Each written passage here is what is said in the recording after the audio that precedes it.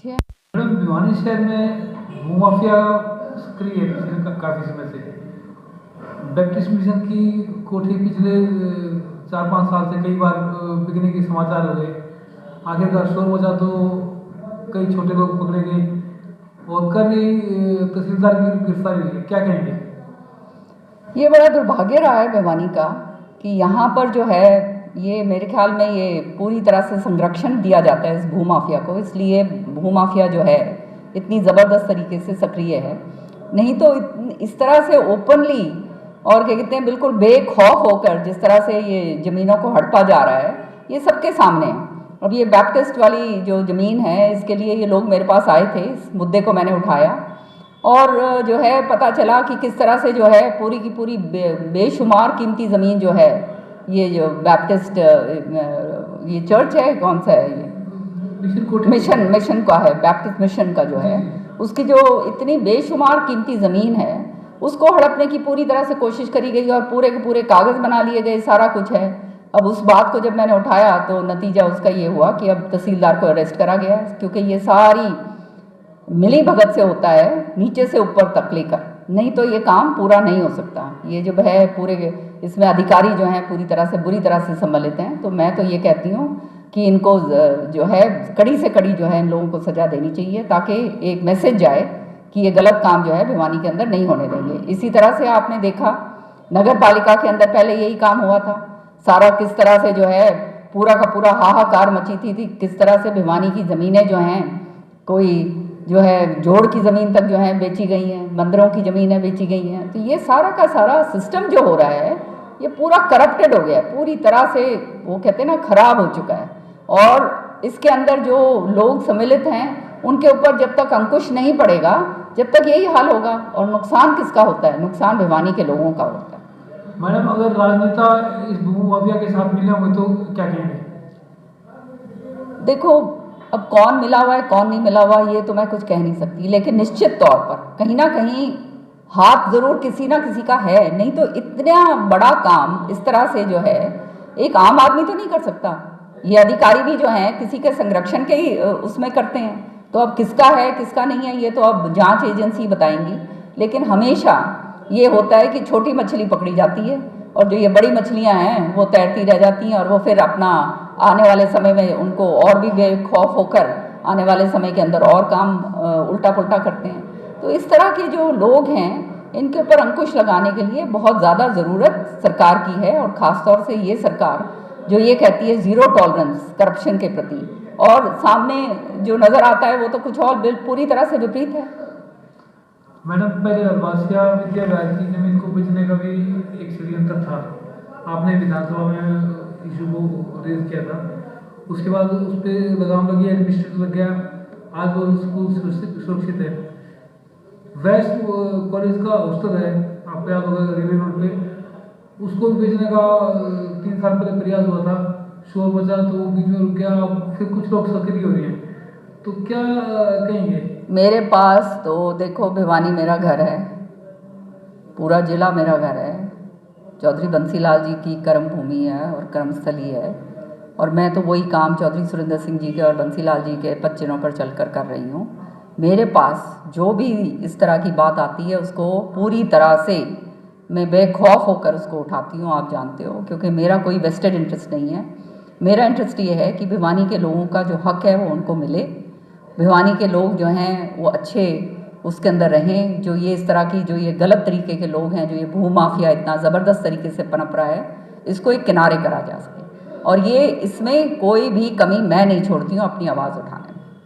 और ये जो वैश वाली बात भी, वैश स्कूल की भी बात जो आप कह रहे हैं, वैश कॉलेज की जो बात कह रहे हैं, इसका भी जो है इसकी भी आवाज़ ज़रूर उठाऊंगी मैं। मेरे पास कागज़ लेकर आएंगे पूरा का पूरा, तो मैं ज़रूर इसकी बात उठाऊंगी, क्योंकि ये इस तरह का जो भू माफिया है इसके ऊपर अंकुश लगाना बहुत ज़रूरी है। नहीं तो ऐसा ऐसा करके ये सारा का सारा जो है खा जाएंगे ज़मीनों को। और आज हालात भिवानी के अंदर क्या हो रहे हैं, इससे ज़्यादा गंदगी, इससे ज़्यादा मैं कहती हूँ बद से बदतर हालात भिवानी के जो हैं वो सामने नज़र आते हैं। तो बड़ा दिल दुखता है मेरा, क्योंकि मैंने और श्रुति ने बहुत काम किया था अपने समय पर। आज जो है उस काम के ऊपर एक ईंट की जो है मेंटेनेंस तक नहीं हुई है। तो तकलीफ तो होती है ये सारी चीज़ें देखकर, क्योंकि हमारा घर है। मैडम एसडी स्कूल कागजों में तो नहीं बिका, लेकिन ऑफ द रिकॉर्ड बिक गया, उसकी दुकानें बिकने शुरू हो गई। वहाँ पे शिक्षण संस्था चलती थी, बहुत पुरानी शिक्षण संस्था थी। तो आप नहीं समझते कि शिक्षण संस्थाएं बिकेंगी तो शिक्षा पर ही प्रभाव पड़ेगा?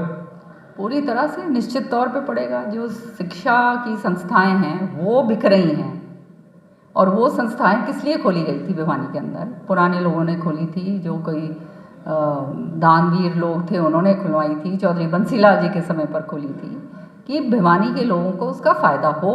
लेकिन अब जब ज़मीनों की कीमतें इतनी बेशुमार बढ़ गई हैं तो ये भूमाफिया सक्रिय होके जो है अपना ये काम का अंजाम देता है। लेकिन दुर्भाग्य की बात सबसे बड़ी ये है कि भिवानी के लोग जो हैं मूक दर्शक बनकर बैठे रहते हैं। ये मुझे बड़ी हैरानगी होती है, कोई बोलता ही नहीं है। बोलना चाहिए, जो गलत काम हो रहा है उसके खिलाफ जब तक आवाज़ नहीं उठाओगे तो आप भी उस गलत काम के अंदर सम्मिलित माने जाओगे। मेरा तो ये मानना है। इसलिए लोगों को थोड़ा सा सक्रिय होकर देखना चाहिए और बोलना चाहिए, तभी वो अपना जो है अपने शहर का जो है बचाव कर सकेंगे। मैडम करीब 11 साल पहले जब आप जन स्वास्थ्य विभाग की मंत्री थी तो भिवानी में पानी और सीवर की व्यवस्था कुछ सुधरी थी।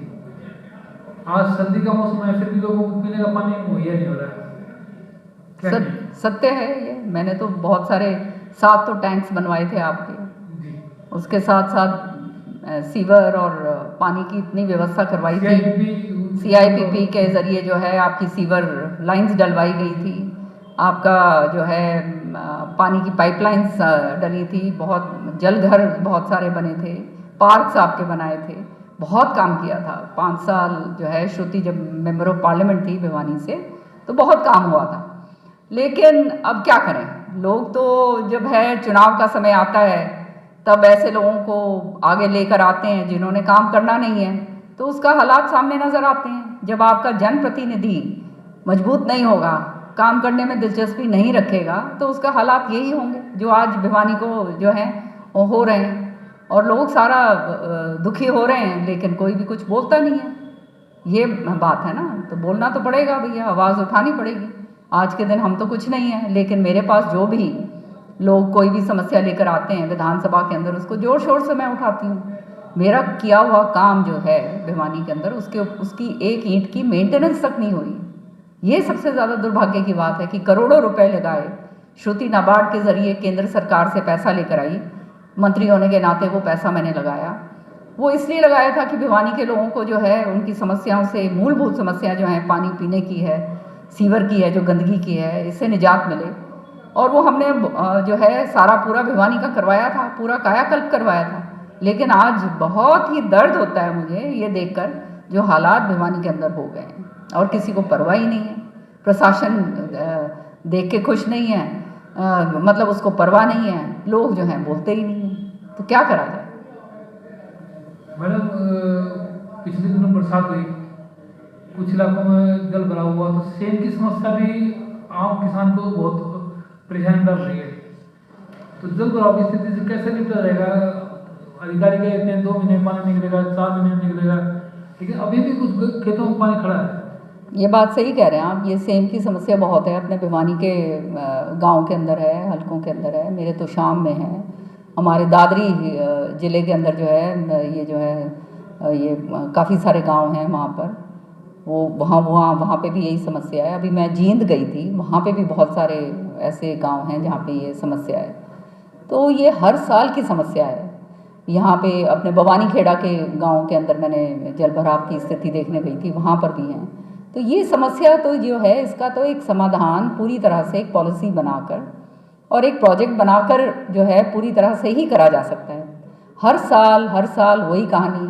फिर जो है पंप लगाए जाते हैं, पंप आधा पानी निकाल पाते हैं, आधा नहीं निकाल पाते। नतीजा ये होता है कि किसान जो है उसकी जो ज़मीन है वो बर्बाद हो चुकी है। और वो बर्बादी जो है उसको नुकसान किसको होता है? किसान भाई को होता है, क्योंकि उसके ना तो फसल जो है 2 फसल उसकी ख़राब हो जाती हैं। जो आने वाली फसल है वो ख़राब होती है, जो लगी होती है फसल वो उसको ख़राब हो जाता है जब जल भराव होता है। और फिर जब सेम की समस्या आ जाए तो पूरी तरह से ज़मीन जो है उसका काम जो है ख़त्म हो जाता है, नष्ट हो जाता है। तो ये तो सरकार का काम है और सरकार को जो है इन चीज़ों के ऊपर ध्यान देना चाहिए। विधानसभा में पिछली बार मैंने ये बात उठाई थी बहुत ज़ोर शोर से, इस बार भी मैं विधानसभा में इसको उठाऊंगी कि इसका जो है एक ओवरऑल प्रोजेक्ट जो है वो बनाना पड़ेगा, उसी से इसका समाधान निकल सकता है, नहीं तो इसका कोई समाधान नहीं है। और सरकार ही केवल जो है उसके अंदर पैसा लगाएगी और हमारे जैसों से बैठकर अगर सलाह मशवरा करें तो जो है इसका समाधान हम निकाल कर दें। देश की चर्चित पदयात्रा शुरू हुई थी दक्षिण से और आने वाले दिनों में हरियाणा में भी आएगी। कांग्रेस की एक बैठक भी हुई थी, उसमें आप भी शामिल थे, तो किस प्रकार की तैयारियां हैं? पूरी तैयारियां जोर शोर से। राहुल जी जो हैं इतना कितना 3700 किलोमीटर्स चल के आ रहे हैं, पूरे देश के अंदर जो है यात्रा निकल रही है, हरियाणा से निकलेगी 22 तारीख को, तो उसकी पूरी तैयारियां हैं। तो किस तरह से यात्रा का स्वागत होगा, किस तरह से लोग? बहुत लोगों के अंदर वो उत्साह है और उमंग है उस तरफ मेवात इलाके के अंदर, क्योंकि जहाँ से निकल रहे हैं वहाँ के जो है बहुत ज़बरदस्त तरीके से उनका स्वागत किया जाएगा। राजस्थान से जो प्रवेश द्वार हरियाणा में है तो उस पर कांग्रेस के नेता तो शामिल होंगे, लेकिन जो आम कांग्रेस जन है उसको जोड़ने में क्या था वो रहेगा? नहीं, सब वहाँ पे पूरी तैयारियां हो गई हैं पूरी तरह से। जो है जब प्रवेश करेगी यात्रा 22 तारीख को, तो सब वहीं पर होंगे। मैडम, एक मुद्दा और भी चर्चित है कि प्रदेश कांग्रेस के अध्यक्ष कभी कोई बयान देते हैं, कभी कोई बयान देते हैं, उन्हें वरिष्ठता का कनिष्ठता का कोई ज्ञान है नहीं है, ये तो उनके कैलिबर बताएगा, लेकिन जो बयान देते हैं फिर वो बैकफुट पे आते हैं, इसको क्या मानते हैं आप? अब क्या इस चीज़ के ऊपर टिप्पणी करनी, मैं तो कह चुकी हूँ क्या जो कहना था मैं इसके ऊपर मैं कह चुकी हूँ, और साफ है मेरा तो बहुत मानना कि जो मैं हूँ वो जनता मेरे बारे में जानती है, मुझे कहने की ज़रूरत नहीं है। दूसरी बात, मैं राजनीति जो है ना दूसरे राजनीतिज्ञों की तरह जो है कोई लेन देन या कुछ ऐसे वैसे अन्य जो और बहुत सारे लोग हैं उनकी तरह नहीं करती। मैं केवल सेवा भाव से राजनीति के अंदर आई हूँ और जो है देने के लिए आई हूँ, कुछ लेना नहीं है मुझे। लोगों का अगर कुछ भलाई कर सकें, कलम अगर आए हाथ में तो लोगों की जो है समस्याएं दूर कर सकें, इसी नतीजे से नियत से मैं जो है राजनीति के अंदर हूँ, नहीं तो मेरा और कोई किसी तरह से लोभ लालच नहीं है। चौधरी बंसीलाल जी के पद चिन्हों पर चलते हुए, सुरिंदर सिंह जी के पद चिन्हों पर चलते हुए मैं काम कर रही हूँ। आज मुझे 17-18 साल हो गए हैं हरियाणा के अंदर, आप देख रहे हो अच्छी तरह से। तो मान सम्मान जो है वो बहुत मेरे लिए सर्वोपरि है। मान सम्मान अगर मुझे मिलेगा तो भैया हम भी मान सम्मान देंगे, और मान सम्मान अगर कोई नहीं देगा तो हमें भी उसकी परवाह नहीं है। कॉलेज जो है भिवानी का श्रुति चौधरी ने सैंक्शन करवाया था अपने कार्यकाल के अंदर, और बहुत मेहनत से इधर उधर घूम फिर के जो है क्या सैंक्शन करवाया था। 2 कॉलेज उस समय सैंक्शन हुए थे कांग्रेस सरकार के दौरान, चुरू में और एक भिवानी के अंदर। चौधरी बंसीलाल जी के नाम का ये मेडिकल कॉलेज सैंक्शन हुआ था। 250 करोड़ रुपए जो है इसके अंदर डाले गए थे इसके बनाने के लिए। 5 साल तक, पिछले 5-8 साल तक हम ये हर साल जब ये नई सरकार आई ये प्रश्न पूछती रही मैं विधानसभा में कि मेडिकल कॉलेज जो स्वीकृत श्रुति चौधरी ने करवाया था उसको आप क्यों नहीं शुरू करवा रहे हैं। तो यही जवाब आता था, मेडिकल कॉलेज बना रहे हैं, हमने मेडिकल कॉलेज बनाना है, हमने मेडिकल कॉलेज बना रहे हैं, लेकिन नहीं हुआ। अब जब जाकर जो है मेडिकल कॉलेज का वो हालात कर दिए, क्योंकि हमने चयनित करी थी ज़मीन जो है पूरा, जहाँ पर ये दादरी गेट है ना उस तरफ, वहाँ पे पूरे 120 किलो वो है जी, हाँ 120 ये क्या है वहाँ एकड़ ज़मीन है वहाँ पर, और वो ज़मीन बहुत नीचे दबी हुई है और बहुत गंद खाना है वहाँ पे एक सीवरेज ट्रीटमेंट प्लांट भी मैंने लगवाया था। तो वो इकट्ठी ज़मीन है, वो ज़मीन का भी फ़ायदा हो जाता, भिवानी शहर को पूरा फ़ायदा होना था, और एक जगह जो है मेडिकल कॉलेज और जो है मेडिकल जो है हॉस्पिटल जो है पूरा बनना था। ये उसका पूरा रूपरेखा थी। लेकिन बड़े दुर्भाग्य की बात है कि भिवानी के अंदर एक तो अभी तक जो है वो पूरा नहीं बन पाया सारा जो है, और उसको आधा आधा करके बांट दिया। आधा जो चौधरी बंसीलाल जी का हॉस्पिटल जो बंसीलाल जी ने इतना बड़ा हॉस्पिटल बनाया था वो भी उसके क्या हालात हो रहे हैं। कल मैं निकल रही थी, देख रही थी, सारे के सारे पीपल के पेड़ जो हैं वो कहते हैं अंदर से दीवारों से निकल रहे हैं। तो इसका मतलब तो आप समझ सकते हो कि कोई देख रेख तो है ही नहीं। और फिर आधा यहाँ पे बना रहे हैं दूसरी तरफ जाकर, तो मतलब बांट बांट के जो कर दिया और अभी तक पूरा नहीं करा। तो आप समझ सकते हैं कि किस तरह से जो है सरकार का रवैया है। मेडिकल कॉलेज अगर यहाँ पे भिवानी में किस लिए बनवाया था कि हमारे जो लोग हैं कभी इधर जाते थे, हिसार जाते हैं, रोहतक जाते हैं, दिल्ली जाते हैं, फिर कहीं राजस्थान के अंदर जाना पड़ता था कि हमारे लोगों को ये जो है चिकित्सा की सुविधाएं अपने इलाके के अंदर मिले। इसलिए श्रुति ने ये काम, इतना बड़ा काम श्रुति ने भिवानी के लिए करवाया था।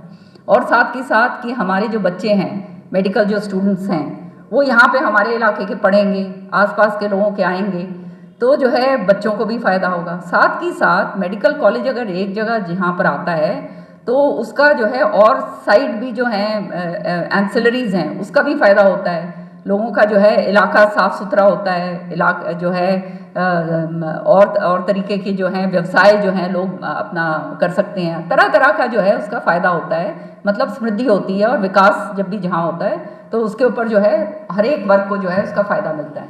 तो इस नतीजे से श्रुति ने ये काम करवाया था। लेकिन जो है जो हालात हैं वो सबके सामने ही हैं। लेकिन फिर मैं दोबारा से एक बात कह रही हूँ, भिवानी के लोग जो हैं, इतना बड़ा बड़ा काम श्रुति चौधरी ने करवाया, मैंने करवाया, लेकिन समय आने के ऊपर जो है वो काम को भूल जाते हैं। ये बड़े दुर्भाग्य की बात है। लोकसभा चुनाव में करीब 1 साल बाकी है, उल्टी गिनती माना जाता शुरू हो चुकी है, तो लोकसभा चुनाव की तैयारियां किस तरह की रहेगी मैडम? अब हम तो अपने हिसाब से काम पे लगे हुए हैं। अब जनता के ऊपर है, जनता देगी तो चुतकार के लेंगे भाई। हम तो काम करने के लिए बैठे हुए हैं, हमारे को दोगे तो हम तो सेवक के रूप में हैं। हमने राजनीति से कुछ कमाना नहीं है, कोई राजनीति को प्रदूषित नहीं करना है, कोई किसी तरह का उल्टा पुल्टा काम नहीं करना है। सारी जनता जान चुकी है आज तक अब मेरे और श्रुति के बारे में।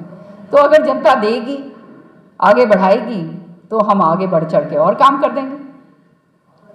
मैडम, लोकसभा चुनाव जब आते हैं तो आप ये नहीं समझते कि जो हमारे ठोस कार्यकर्ता हैं वो भी वोट में लग जाते हैं और इसी कारण पिछड़ जाते हैं, क्योंकि उनका जो प्रचार है वो अपने लिए ज़्यादा होता है और कैंडिडेट के लिए कम होता है। ये तो अब देखिए, अब किसके ऊपर उंगली मैं नहीं कहीं भी लगाना चाहती, और I don't want two point fingers. बात ये है, जो जनता चाहती है अल्टीमेटली तो वो होती है ना, वोट के तो जनता डालती है ना ढोल के अंदर जाके। तो जनता को समझना होगा कि उनका कौन काम कर सकता है, कौन नहीं कर सकता, कौन उनकी आवाज़ उठाता है, सच्चाई से उठाता है, किसने काम करा है, कौन किसके अंदर क्या क्षमता है काम करने की, कहाँ तक आगे जाने की क्षमता है। ये तो जनता को देखना होगा ना। और जनता को अपना अगर भला चाहिए तो वो ये ज़रूर देखेंगे। और अगर जात पात के अंदर घिर कर रहना है तो फिर तो जो हालात अभी हैं इससे भी बद से बदतर आगे हालात होंगे, निश्चित तौर पर होंगे। मैडम, कांग्रेस सरकार हरियाणा बनती है, आपको मौका मिलता है, तो प्राथमिकता भिवानी के लिए क्या रहेगी? मैं अभी बहुत पहले आप ये बात पूछ रहे हैं मेरे से, थोड़ा सा समय है अभी इस चीज़ में। ये मेरी प्राथमिकता तो पूरे भिवानी ज़िला, चाहे दादरी ज़िला हो, महेंद्रगढ़ हो, पूरे हरियाणा हो, क्योंकि मैं पूरे हरियाणा के अंदर निकल रही हूँ।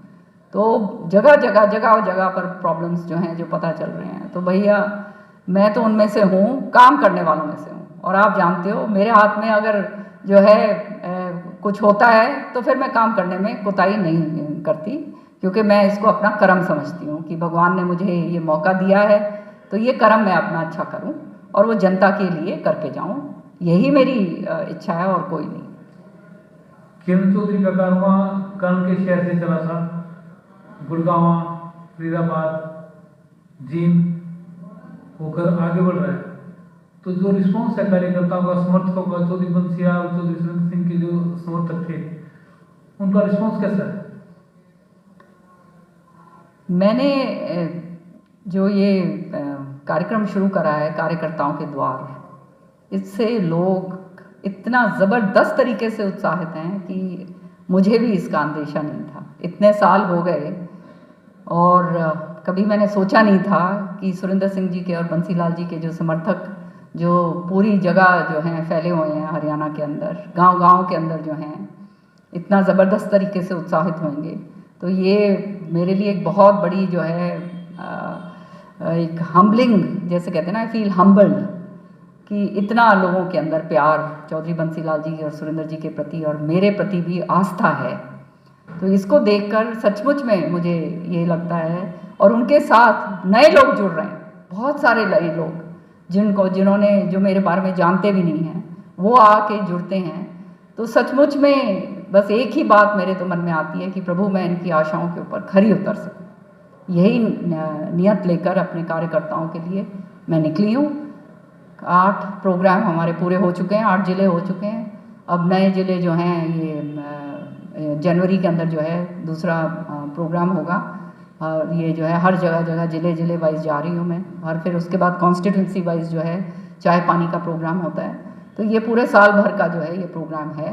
पर जिस तरह से लोगों ने मेरे को समर्थन दिया है, प्यार दिया है, मान सम्मान दिया है, मैं सिर माथे पर जो हैं सारे लोग जो हैं, भगवान करे किसी दिन मैं इनके लायक बन सकूं। मैडम, जो आपके दुर्विरोधी हैं, कहने को कांग्रेसी हैं लेकिन पीछे से लेग पुलिंग करते हैं, वो परेशान हो गई इस कैंपेन से। तो उस परेशानी से कैसे वो रहेगा? विरोधी अगर ना हो तो फिर क्या फ़ायदा?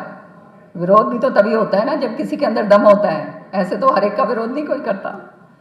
तो जो विपक्षी पार्टी हैं वो तो विरोध करेंगी, वो तो उनका काम करना है। लेकिन अपने अंदर से जहाँ पर विरोध आता है तो इसका मतलब उनके अंदर वो जानते हैं और वो भयभीत हैं कि हाँ इसमें दम है।